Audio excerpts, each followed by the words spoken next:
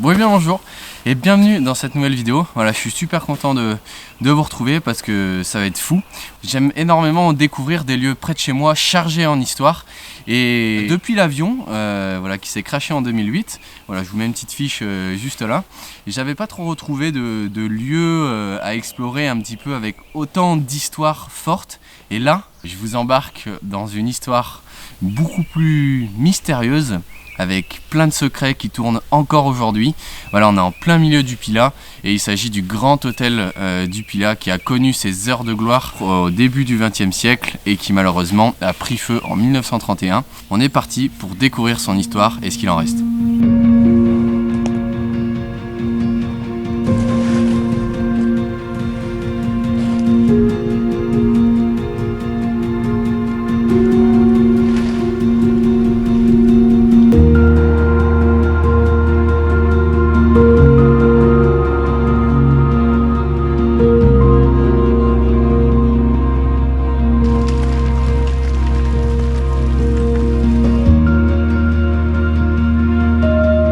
Donc là on est en train d'arriver à l'hôtel, il est juste devant moi. C'est fou de se dire qu'il y a eu tellement de vie à une époque et que maintenant la nature a complètement repris ses droits, c'est incroyable. Été 1898, l'hôtel vient d'être inauguré après 2 ans de construction. Surnommé hôtel sanatorium pour soigner les tuberculeux, il change très vite de positionnement.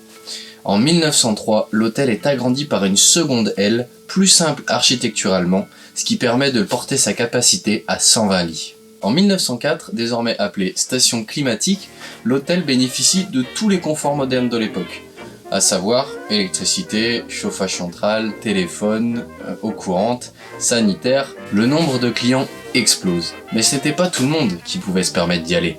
L'hôtel était réservé à l'élite de la société, les riches industriels et même les membres de la cour royale d'Europe. Encore une fois, il faut vraiment essayer de contextualiser les choses.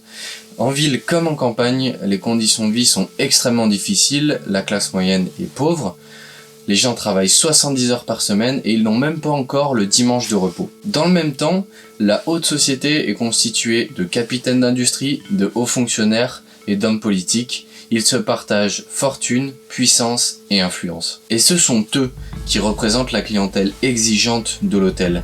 Ils peuvent se permettre de prendre des vacances à l'air pur, à la montagne, avec tous les loisirs que l'hôtel propose. Salle de cinéma, de concerts, de bals, chambre noire photographique, tennis, bref, tous les luxes de l'époque. La gastronomie était servie dans de la délicate porcelaine avec des banquets immenses. Bref, le grand hôtel vivait ses heures de gloire. Le 3 août 1914, l'Allemagne déclare la guerre à la France. Le glas de l'hôtel vient de sonner.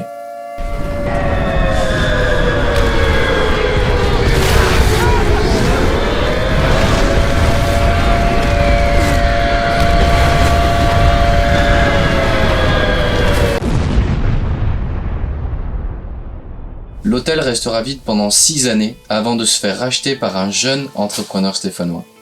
Un nouveau souffle est donc espéré pour l'établissement. Malheureusement, la guerre rendra plus accessible et plus abordable la voiture. Les destinations d'évasion et de voyage se sont exportées plus loin et notamment dans les Alpes.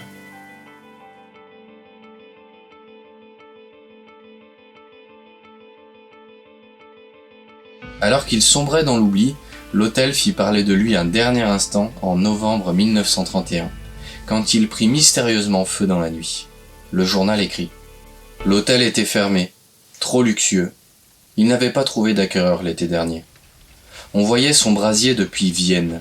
L'incendie énorme était visible de toute la vallée du Rhône. Il embrasa les pentes de l'Œillon. »